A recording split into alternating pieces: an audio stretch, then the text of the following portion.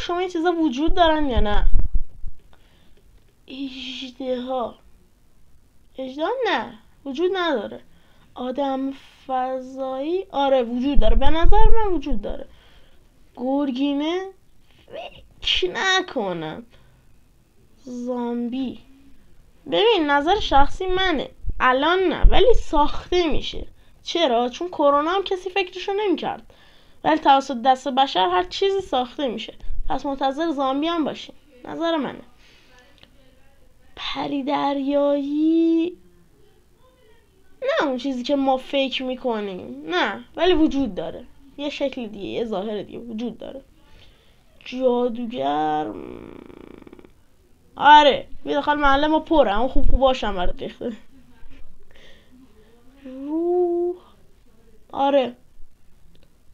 جن 100% از نظر من. خوناشام